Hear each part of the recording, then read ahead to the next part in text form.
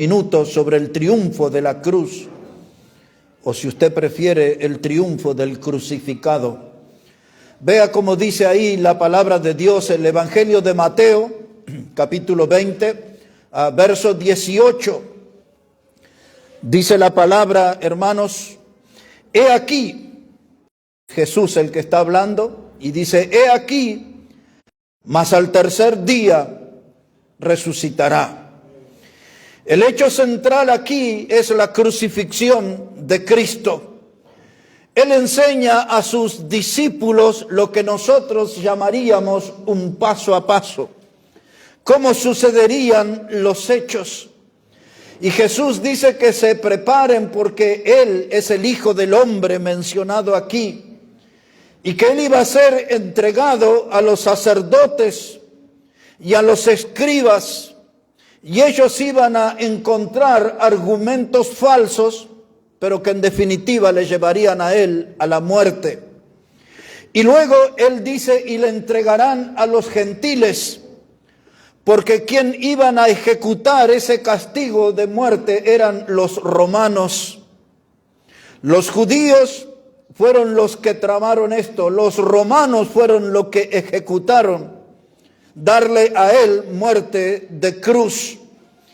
Y dice que antes él iba a ser escarnecido. Esa palabra quiere decir que iba a ser sometido a toda clase de burlas y de humillación. Y luego dice ahí el texto que le azotarían. Y ya en detalles hemos explicado cómo se usaba el látigo romano, el flagrum, que literalmente despedazaba el cuerpo del que iba a ser crucificado. Pero aquí está la buena noticia. Dice él al final, mas al tercer día resucitaré. Al tercer día se iba a ver el triunfo de la cruz, el triunfo del crucificado, resucitará.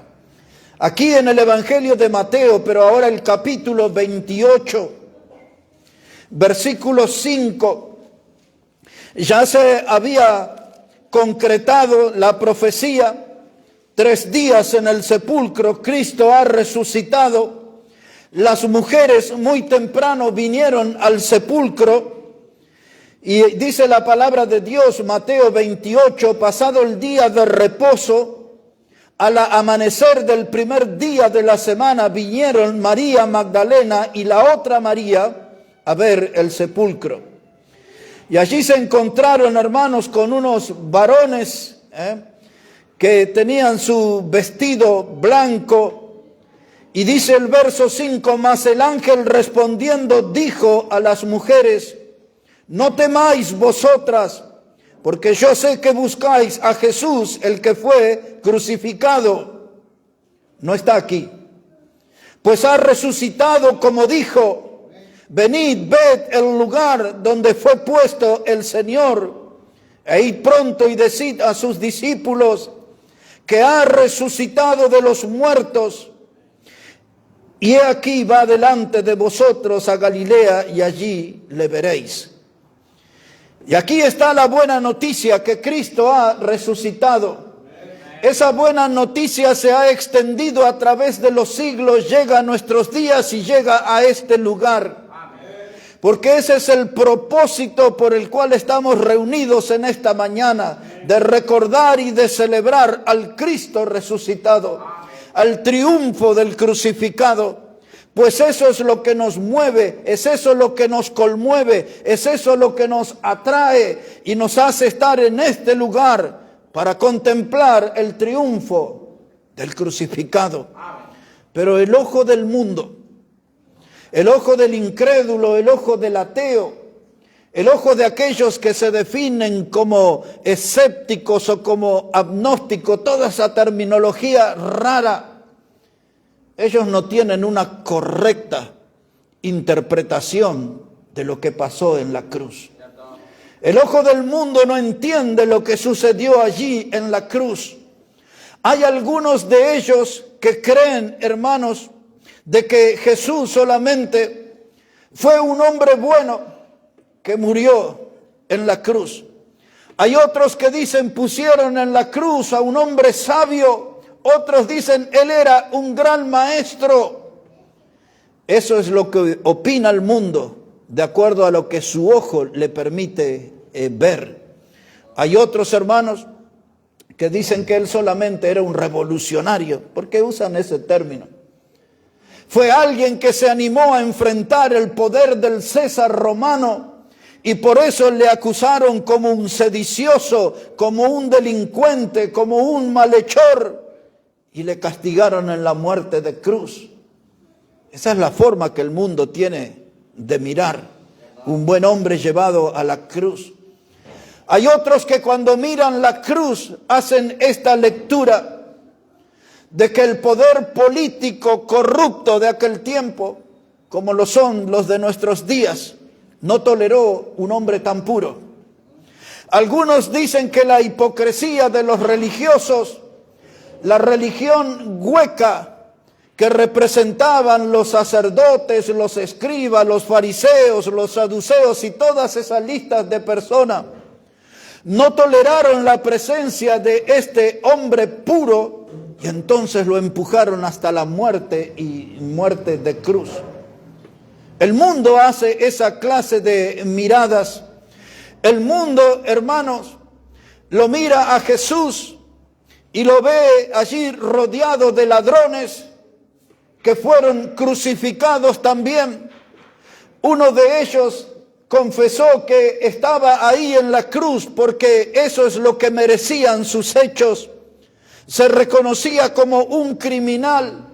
Y esa es la clase de personas que rodeaba a Jesús cuando él estuvo en la cruz. Porque querían dar una imagen de castigo ejemplar, que nadie podía rebelarse al César romano porque moriría allí.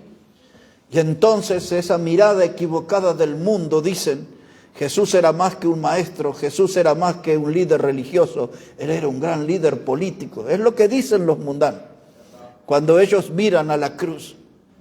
Y otros dicen, él era una persona de convicciones, porque fue humillado, escupido en su rostro, abofeteado, fue castigado por el látigo romano y fue colgado en esa cruz que se llamaba patibulum.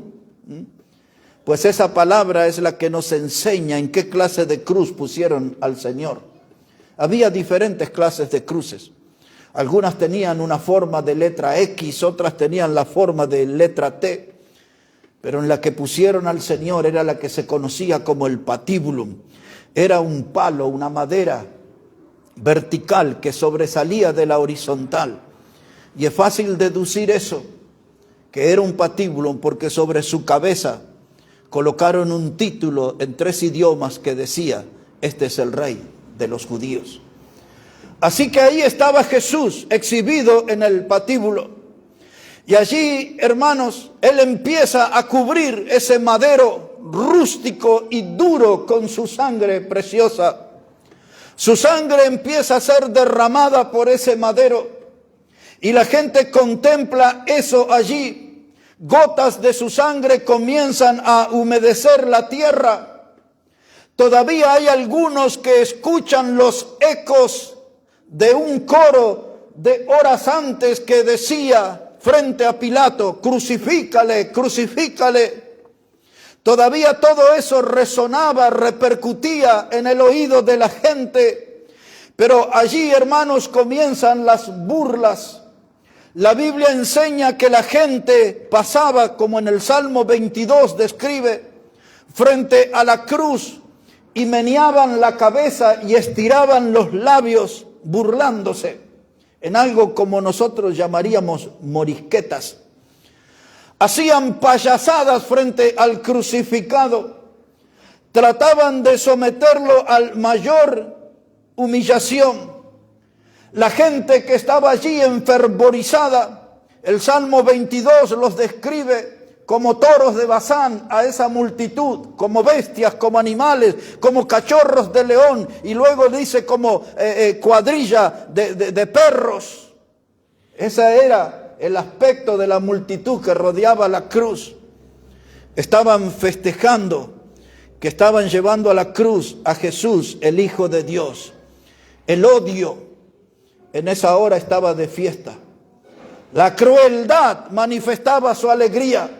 odio y crueldad, todo eso sobre el Hijo de Dios allí en la cruz. Y el desprecio tenía su parte. La gente mostraba el desprecio por Jesús para cumplir lo que dijo el profeta Isaías, que él fue despreciado y desechado entre los hombres, un varón de dolores, experimentado en quebranto. Todo lo que pasó en la cruz fue quebrantar a Jesús, el Hijo de Dios.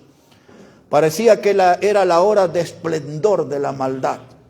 Era la hora de esplendor de la crueldad. Y la gente siente lástima, siente pena, siente aflicción. Dice, un hombre bueno fue llevado a la cruz. Eso es lo que mira el mundo. Pero el mundo no entiende el significado de esa muerte. El mundo no entiende lo que realmente estaba pasando en esa cruz. Y nosotros que leemos la palabra de Dios y que comprendemos la palabra de Dios, miramos ese hecho con los ojos de la fe. Y esa es la frase que yo quiero subrayar ahora. Vamos a mirar la cruz y vamos a mirar al crucificado con los ojos de la fe. Y la Biblia dice que la fe viene por el oír y el oír por la palabra de Dios. Por lo tanto, nuestra fuente de información es la palabra de Dios. Esa es la mirada correcta. La Biblia es la que nos enseña y la que nos revela lo que realmente estaba pasando en la cruz.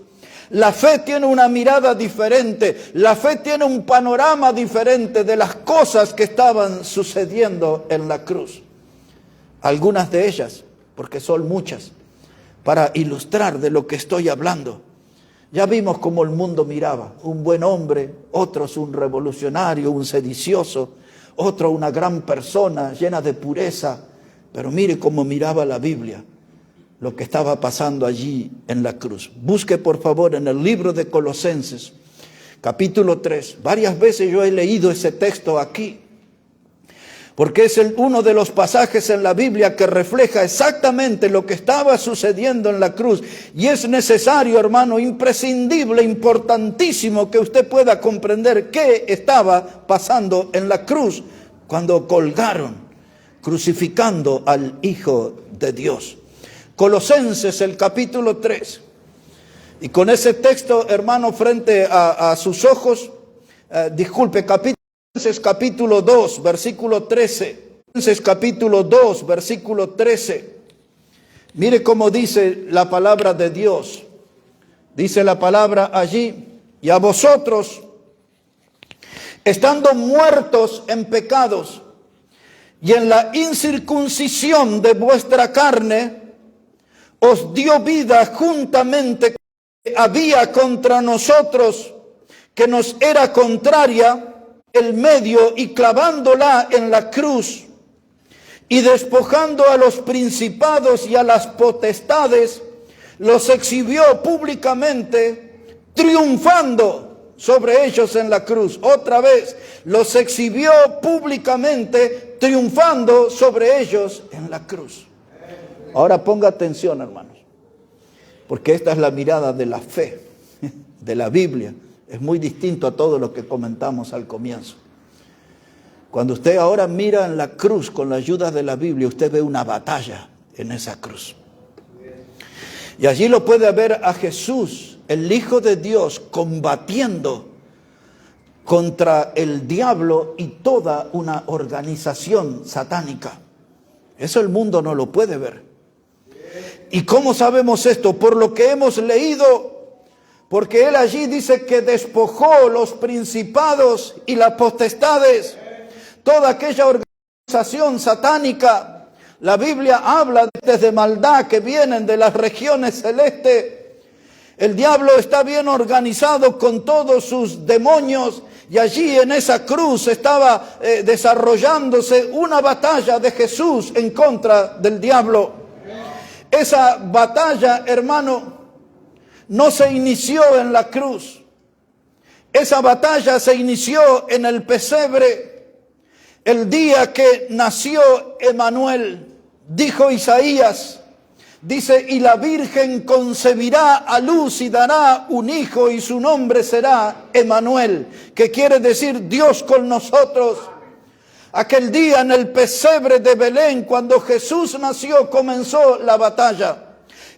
influenció en el corazón de un rey que se llamaba, fingiendo querer encontrarse con el rey de los judíos que habían nacido, porque esa es la información que habían traído aquellos magos del oriente, de que había nacido el rey de los judíos. Toda Jerusalén se conmovió cuando esos magos preguntaron eso.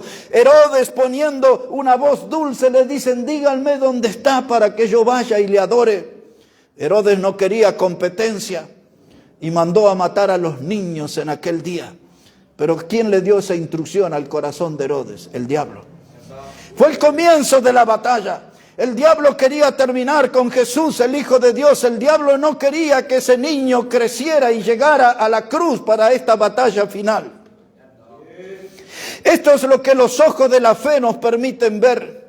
Esto es lo que la Biblia, la palabra de Dios, nos enseña. Y luego de esa batalla, hermanos, el diablo llega a Jesús al desierto, después del pesebre. No voy a enumerar todas las batallas, pero las más sobresalientes. Dé una mirada, por favor, al Evangelio de Lucas, el capítulo 4. Así tomamos contacto con la información de esa segunda gran batalla que expongo aquí en esta mañana. Esto era lo que estaba pasando, hermanos, en la cruz. Era la última batalla. Dice el Evangelio de Lucas, el capítulo 4, leeré de modo salteado. Dice allí, versículo 1, dice que Jesús, lleno del Espíritu Santo, volvió del Jordán, llevado por el Espíritu al desierto, y era tentado por el diablo, y no comió nada en aquellos días, pasados los cuales tuvo hambre. Y luego comienza esa batalla con el diablo, que el diablo pide que las piedras se conviertan en pan, que el diablo le ofrece todos los reinos de este mundo a Jesús y postrado le adorare, que el diablo lo tienta para que se tire del pináculo del templo y que Dios le iba a mandar ángeles para que le protegieran en su caída. Ahí estaba la batalla en el desierto. Primero la batalla fue en el pesebre, ahora esta es en el desierto. Allí en ese lugar, en medio de las fieras salvajes, de la cual sobresalía el león rugiente que es Satanás, había una gran batalla. Pero el Señor Jesús se levantó como triunfador.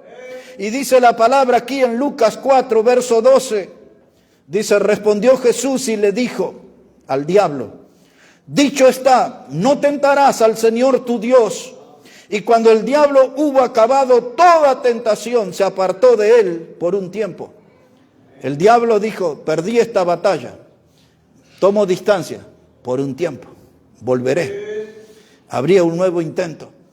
Y ahora que Jesús regresó del desierto, llega a su aldea, entre la gente que le vio nacer y crecer. Y ahora es el momento de iniciar el ministerio público de predicador del Evangelio.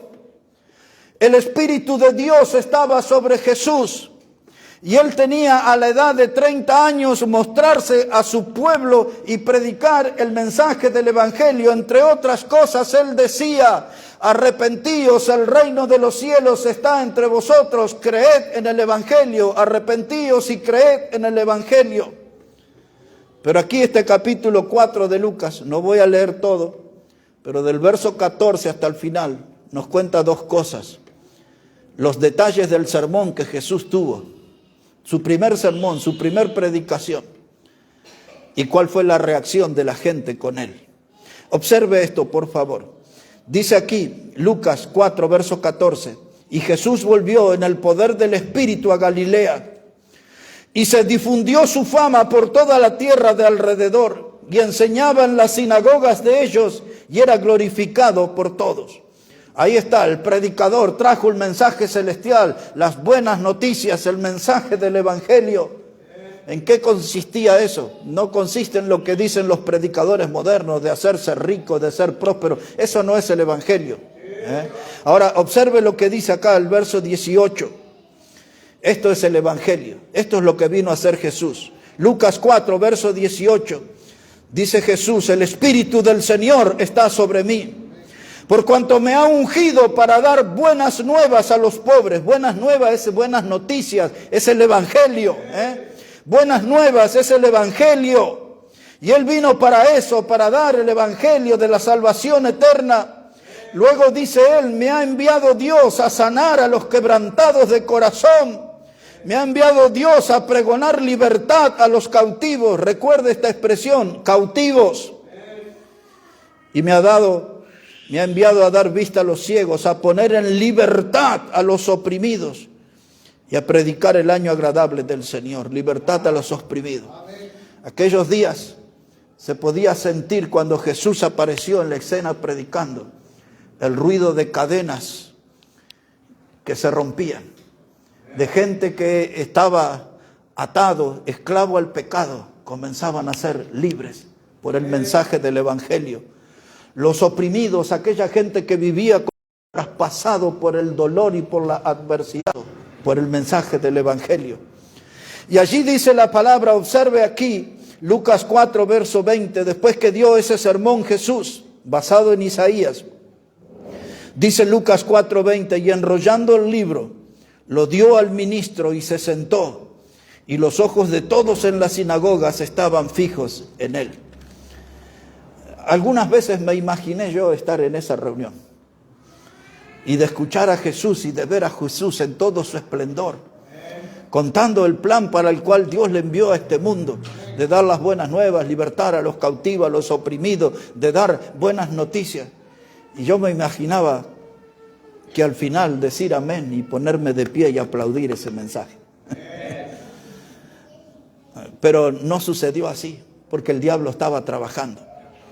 Todos lo miraban a él con asombro. Esa predicación fue brillante, pero el diablo rápidamente derrumbó esa predicación y comenzó a obrar en el corazón de algunos oyentes y les llevó, hermanos, a tener una actitud de oposición. Otra vez la crueldad, otra vez el odio, otra vez los sentimientos de muerte montado en el corazón de los pecadores, e intentaron terminar con Jesús. Mire cómo dice la palabra, capítulo 4, verso 28.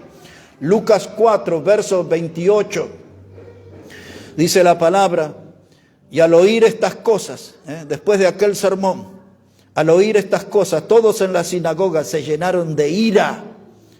Y levantándose le echaron fuera de la ciudad y le llevaron hasta la cumbre del monte sobre el cual estaba edificada la ciudad de ellos para despeñarle. ¿Escuchó esa palabra? Despeñarle. Le quisieron llevar al punto más alto de la ciudad y tirarlo al precipicio, despeñarlo. La batalla comenzó en el pesebre. La batalla siguió en el desierto. La batalla tiene otro capítulo en la sinagoga después de la predicación. Y esa batalla iba a continuar. No puedo contar todas las batallas, pero podemos juntos recordar una más. En el huerto de Getsemaní, ahí está Jesús con sus discípulos. Y dice la Biblia que Él toma distancias como de un tiro de piedra. Y le dijo a sus discípulos, velad y orad para que no entréis en tentación. Y Él va y se pone de rodillas. Y dice que estaba orando Él allí y estando en agonía, dice el Evangelio, oraba más intensamente. La palabra agonía es la enseñanza de lo que sucede en una batalla. Él estaba en una batalla con el cielo y esa pelea era por nuestra salvación, esa pelea era por nuestras almas. Él le estaba pidiendo a su Padre, ten misericordia de estos pecadores, sálvalos, no los dejes que se pierdan. Y esa batalla, hermano, se volvió tan intensa que de pronto dice que comenzó a transpirar grandes gotas de sangre. Eso es lo que denuncia el estado de tensión en el cual se encontraba nuestro Salvador al orar por nosotros intensamente. Dios vio eso y dice el Evangelio que envió un ángel para ayudarle, para fortalecerle. El Evangelio no lo menciona Satanás, pero vemos que él estaba a la expectativa, pensando algo así quizás, una vena más que explote y que ya su sangre y que se muera ahí. Y que no llegue a la cruz. Porque el diablo sabía que había otra batalla importante. Y era la batalla de la cruz. La que hemos leído. Donde Jesús iba decidido por todo. Él iba allí a la cruz con un doble propósito. Él iba para pelear al diablo, derrotar al diablo. Él iba allí para terminar con el poder del pecado. Y Él iba a la cruz para conseguir salvación eterna para nosotros. Ese era el propósito de su ida a la cruz. Y eso se ve en las palabras que Él dice a su Padre ahí en Getsemaní, cuando ve aquella copa inmunda y dice Jesús: Padre, si es tu voluntad, pasa de mí esta copa, pero no se haga mi voluntad sino la tuya. En otras palabras, Él le está diciendo a Dios: estoy dispuesto a ir a la cruz a morir por el pecador. Que se haga tu voluntad. Yo estoy aquí, listo. Estaba preparado. Y allí aparece otros hombres influenciados por el diablo. Y ahí por eso le digo, el Evangelio no lo nombra, pero el diablo estaba expectante. Porque ¿quién lo trajo a Judas el Iscariote? Y esa banda de maleantes que le acompañaba para apresar al Señor. ¿Quién le motivó?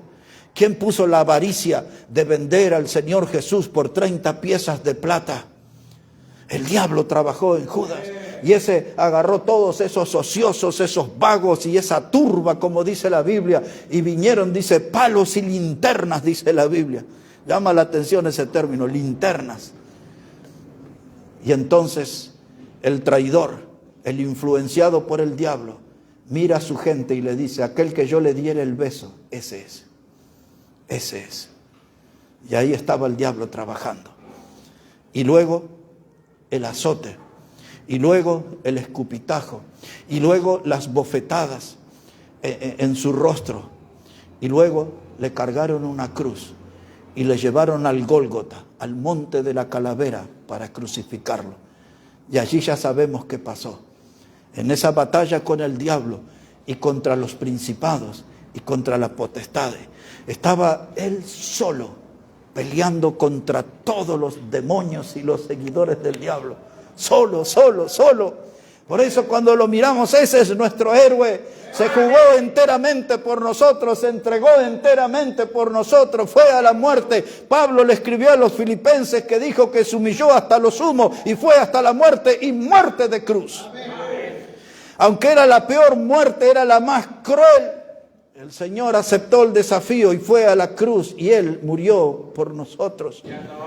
Y cuando Él despojó al diablo, los principados y la potestad, a eso se debe el título de nuestro mensaje: el triunfo de la cruz, o el triunfo del crucificado. Porque la cruz era un símbolo de maldición. Quiero que todos escuchen y sepan eso. Una lectura que usted hace a la carta a los Gálatas, capítulo 3, versículo 13, dice allí que era maldito el hombre que moría en un madero. Esa ley ya venía del Antiguo Testamento. Y Jesús no le importó que la gente le viera como un ser maldito. Él fue a la cruz y murió por los pecadores. Pero antes de morir por los pecadores estaba esa batalla. Quizás usted no la había visto, pero en esa cruz estaba peleando con el diablo, con sus principados y con sus potestades, y los despojó. ¿Qué es eso? En la antigüedad y en la Biblia, no tengo tiempo para meterme en el tema, pero a modo de información, se peleaba por el botín. Y luego que se ganaba una batalla, se repartía el botín. Y entonces cuando él despojó a eso, allí él estaba, hermano, haciendo pedazos al diablo y a toda la institución diabólica. Pero había una cosa más, hermano, que yo quiero que usted vea que estaba pasando en esa cruz. En esa cruz, hermanos, Dios estaba cumpliendo con lo que le había dicho a la serpiente en el huerto del Edén. Había allí un castigo para Adán por aceptar el pecado, que tenía que ganar el pan con el sudor de su frente. Había un castigo para Eva, que ella iba a sufrir dolores en sus preñeces, en sus partos. Y ese es el motivo por lo que una mamá sufre tanto. Y luego hubo una condena para la serpiente, y le dijo que sería inmunda y que se iba a arrastrar sobre el polvo. Y Dios le dijo a la serpiente antigua, que era el mismo diablo, Dios le miró a los ojos y le dijo estas palabras en Génesis 3, 14 y 15. Le dijo: voy a poner enemistad entre tú y la mujer. Escuche bien lo que le dijo Dios. Dice, voy a poner, le dijo a la serpiente, enemistad entre ti y la mujer. Y luego agrega Dios, dice, entre tu simiente, le dice a la serpiente, y la simiente de la mujer. Y termina Dios diciéndole a la serpiente, esta te herirá en la cabeza. Y le dice a la serpiente, tú le herirás en el calcañar. Cuando Dios le dijo, ella te herirá en la cabeza, eso era lo que estaba pasando en la cruz. El Hijo de Dios, el Hijo de la simiente de Eva, estaba pisándole la cabeza al diablo en la cruz. Quizás ninguno de ustedes nunca había visto eso, pero ahí está en la palabra de Dios. Esa batalla, eso no lo ve el mundo.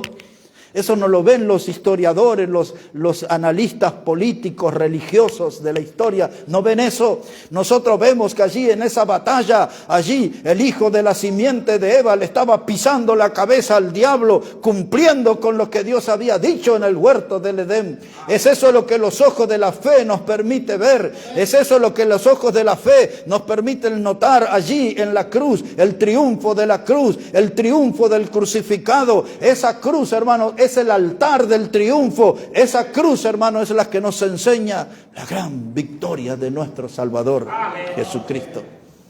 ¿Qué más estaba pasando allí en esa cruz? Que los incrédulos, que el mundo no lo ve y nosotros sí. Observe qué más pasaba.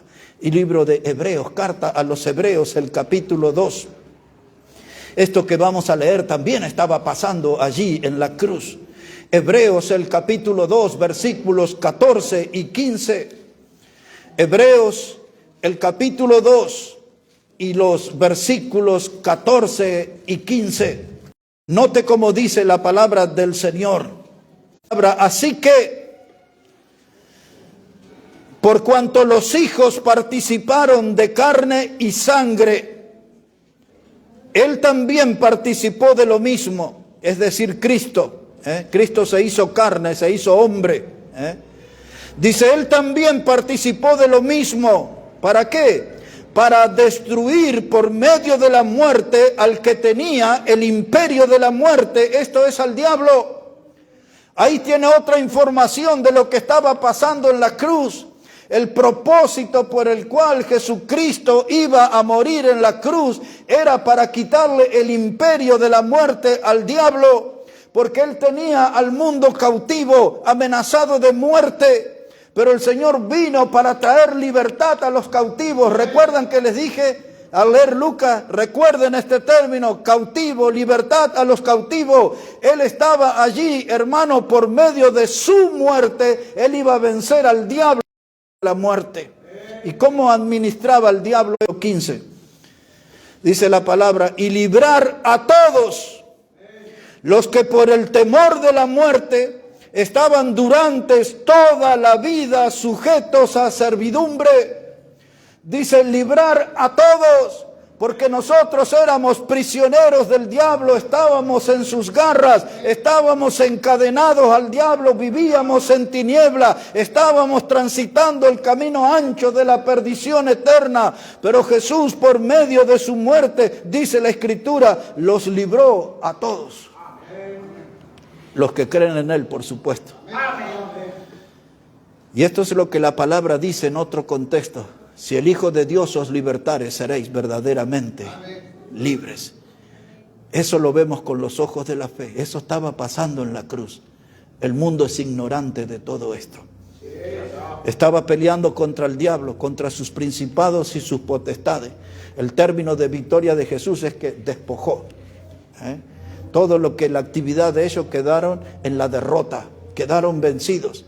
El Hijo de Dios victorioso estaba allí peleando contra el diablo, pero estaba peleando contra la muerte. Y por medio de su muerte venció a la muerte. Hace muchos años prediqué un mensaje basado en este texto que se llamaba El día que la muerte venció a la muerte.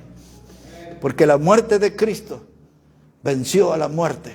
Y ahora la muerte no podrá mostrar su rostro sonriente de victoria. Ya voy a llegar a ese texto. Pero aquí cerquita de Hebreos está la carta de Pedro.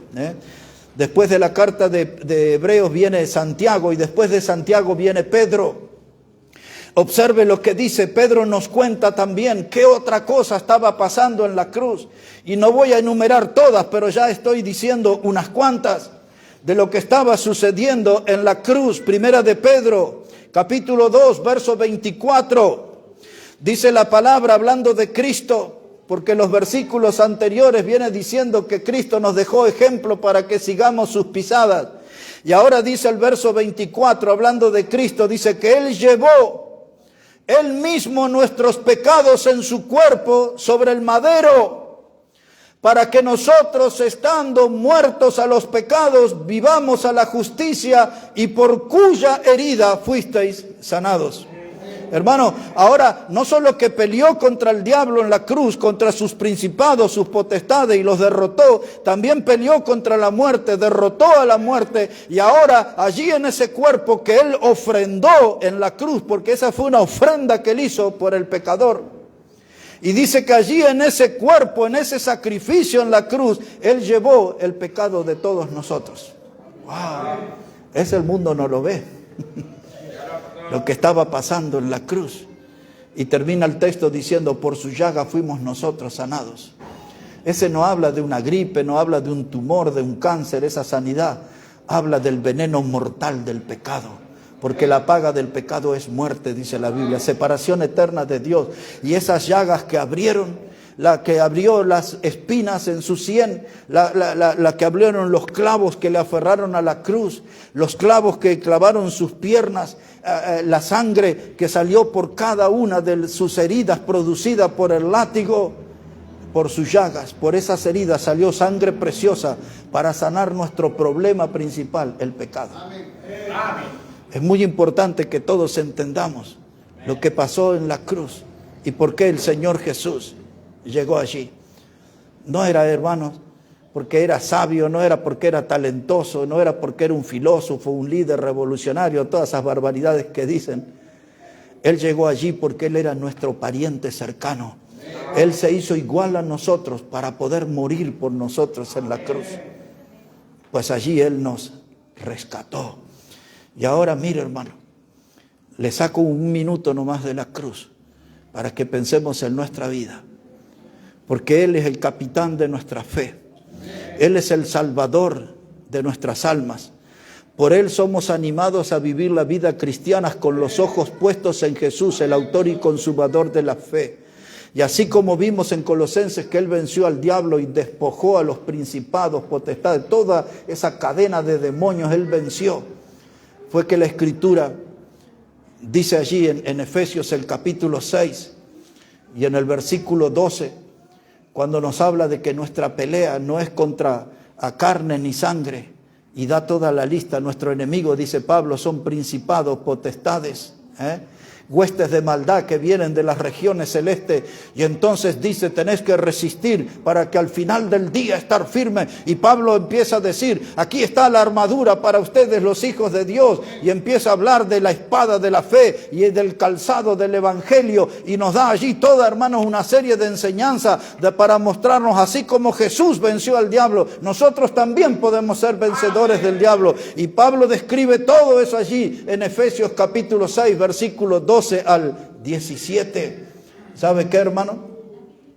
Nosotros que éramos esclavos del pecado, que estábamos encadenados al diablo, ahora que tenemos a Jesucristo como nuestro Salvador, recordando el Salmo 91, dice, no temeremos al terror nocturno, no temeremos a saeta que vuele de día, no temeremos porque Él nos guardará del lazo del cazador.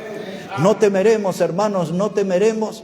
Pablo dice que con el escudo de la fe podemos apagar los dardos de fuego del maligno. No tenemos que tener temor. Cristo nos marcó el camino de la victoria. Tenemos que andar en ese camino que Él andó, hermanos. Tenemos que mirar a la cruz, hermanos, conocer esa cruz teñida en sangre. Eso es lo que habla del triunfo del crucificado. Algunos de ustedes, o todos, hemos visto o leído algo acerca de Francia. Y entonces uno de los distintivos de Francia y de París, por ejemplo, es la Torre Eiffel. Es muy interesante ver cómo se construyó, los años que llevó, la altura que tiene y cómo ese es el distintivo de Francia en el mundo entero, la Torre Eiffel. Y luego allí el museo donde luce la figura de la Gioconda. Por eso también Francia es conocido, pero también, hermanos, es conocido por lo que se conoce el Arco de Triunfo. Tiene que buscar usted esa construcción, es una puerta enorme, una construcción que tiene allí como unas habitaciones enormes, y ese arco del triunfo recuerda la sangre que los franceses derramaron a través de la historia, y es un recuerdo principalmente a las tantas batallas que libraron encabezados por Napoleón Bonaparte. Y Francia siente orgullo de exhibir al mundo el arco del triunfo, pero nosotros tenemos que estar motivados para poder mostrar la cruz del triunfo. Contarle a este mundo sobre la cruz del triunfo. Eso es más importante que los que exhiben los franceses o las obras arquitectónicas en otras naciones. La cruz del triunfo y el triunfo del crucificado es lo que nosotros tenemos que mostrar, hermano. Eso es lo que a nosotros debe movilizarnos, debe motivarnos a nosotros, hermanos. El triunfo del crucificado. Y ahora hay un triunfo que nos espera a nosotros y que sucederá en breve tiempo. Observe cuál es el triunfo que se aproxima, que fue conseguido en la cruz, pero ese triunfo se manifestará en breve tiempo. Observe, primera carta a los Corintios, el capítulo 15. Y ya vamos llegando al final de nuestro mensaje. Primera carta a los Corintios, el capítulo 15, versículo 54. Primera carta a los Corintios, el capítulo 15 y el versículo 54. Yo creo que la mayoría de nosotros recordamos el contexto. El contexto habla del regreso del Señor Jesucristo. El contexto nos habla desde el verso 51 que había un misterio y que no todos vamos a dormir o morir. Porque si Cristo viniera hoy, nosotros no dormiríamos, no moriríamos, nos vamos con Él. Y luego comienza diciendo Pablo que eso iba a suceder en un abrir y cerrar de ojo a la final trompeta, y explica cómo se tocará la trompeta. Y luego Pablo le dice que es necesario que esto corruptible, o sea, este cuerpo que si muere se pudre, se vuelve al polvo. Dice Pablo, cuando Cristo venga, es necesario que esto corruptible se vista de incorruptible.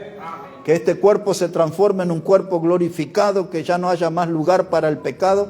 Y contando todo eso en el contexto, llega al verso 54. Ponga atención a lo que dice, Primera de Corintios. Esto que voy a leer es un triunfo de la cruz, pero ese triunfo se verá en breve tiempo.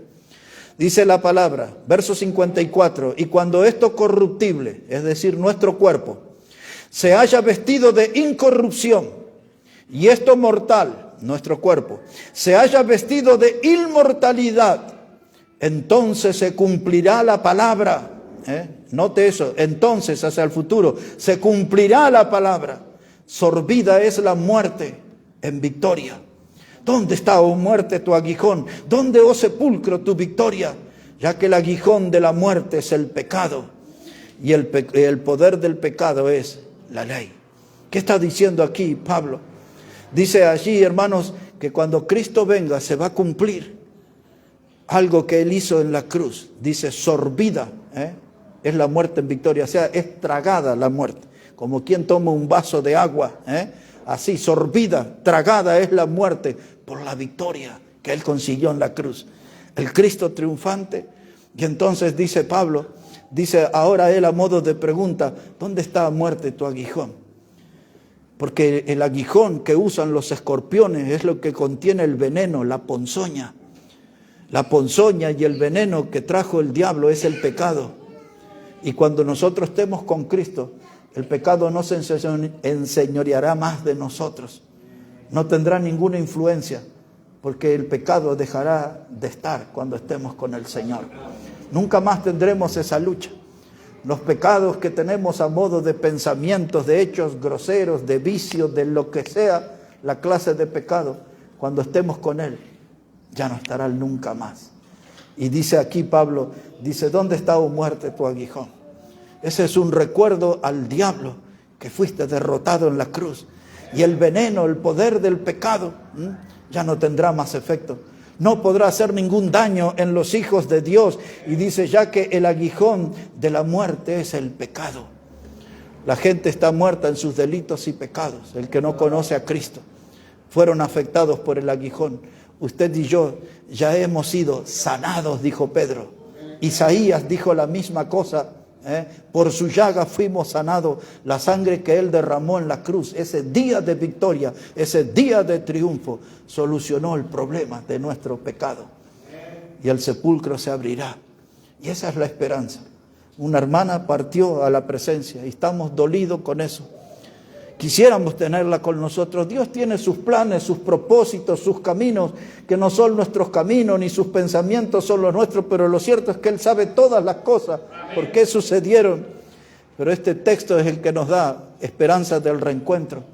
Este texto es el que nos habla de la victoria de Cristo, y Él conseguirá que la muerte no tenga un efecto eterno sobre nosotros, porque el día que Él venga, los sepulcros se abrirán.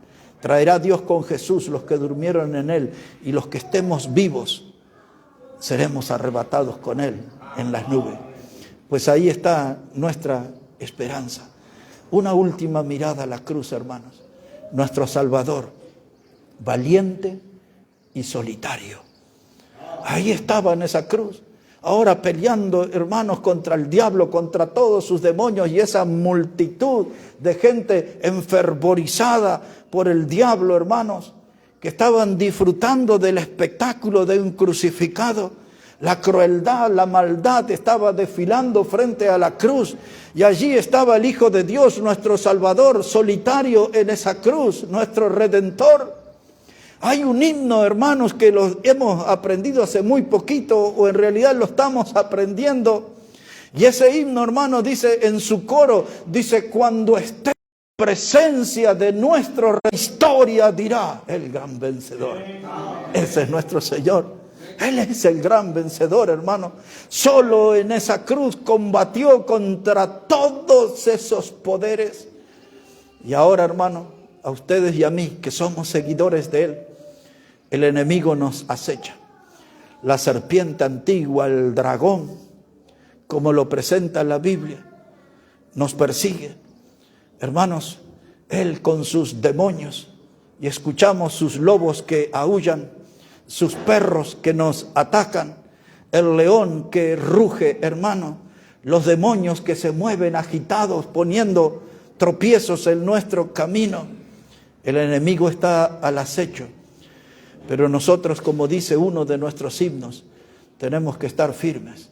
Firmes y adelantes, huestes de la fe, sin temor alguno, que Jesús nos ve. Termino con la letra de un himno. Nunca lo hemos cantado, pero lo vamos a enseñar aquí, ese himno. Y ese himno dice: a combatir nos llama la guerrera voz del Salvador. Así dice ese himno, hermano. A combatir nos llama la guerrera voz del Salvador, que hoy llamando está. Sin demorar, hermanos, tenemos que entrar en la batalla. Y luego dice ese coro, dice: a la batalla, oh fiel cristiano, con el escudo de la fe. Ahí vamos a entrar en la batalla con el escudo de la fe. Y sigue diciendo: sé buen soldado, pues a tu lado está el príncipe Jesús. Él con su mano te sostiene y con potencia sin igual, dice. Su brazo extiende y te defiende en esta lucha contra el mal. Hermoso himno que refleja esta doctrina del triunfo de la cruz, del triunfo de nuestro crucificado, que ese es nuestro triunfo. Al decir de nuestro himno: gloriaréme solo en la cruz, y en sus triunfos mi gloria será. Y algún día, en vez de una cruz, mi corona Jesús me dará. Todos de pie, hablemos con nuestro Salvador. Nos ponemos todos de pie. El triunfo de la cruz, el triunfo del crucificado. Y Padre, en especial en este día, necesitamos tener bien presente este hecho victorioso de nuestro Salvador Jesucristo, que podamos seguir mirando con ojos de la fe todo lo que pasó aquel día en la cruz del Calvario, y que podamos estar animados y confiados en ti, y con la esperanza de que un día estaremos a tu lado por siempre. El corazón se goza porque tenemos esta esperanza que es más que eso, es una certeza de la salvación eterna. Pero nuestras emociones se duelen cuando alguien sale del medio nuestro. El alma está confiada que la hermana que ha partido está contigo, Dios. Y en esta hora, mi oración especial, y los hermanos se sumarán, es por nuestro hermano Bernardo, por Gustavo, por sus vidas, para que tú le des de ese poder de lo alto, y que tú, como dice la palabra, escribiendo Pablo a los Corintios, tú eres el Dios de toda consolación, y tú eres el Dios de toda misericordia. Y hoy hay hijos que necesitan tu consuelo, necesitan de tus fuerzas, Señor. Bendice a nuestros hermanos y anímanos a nosotros a ir adelante, anunciando el triunfo de la cruz, el triunfo del crucificado. Bendice tu palabra y gracias por todo lo que has logrado por medio de tu Hijo Jesucristo en la cruz. Bendice cada vida, Padre, y aquellos que nos acompañan que aún no te conocen, que puedan dar una mirada a la cruz y ver a Jesús muriendo como el Salvador de sus vidas, como el dador de la vida eterna, y que hoy puedan encontrarse con ese regalo para gloria y honra de tu santo nombre. Bendice cada vida aquí, Padre. Bendice tu palabra. Oramos en el precioso nombre del Señor Jesucristo. Amén y amén. Amén. Vamos a cantar al Señor, hermanos. Si el hermano no tiene dispuesto otro himno, podríamos cantar el 111, hermano. Por mí murió Jesús.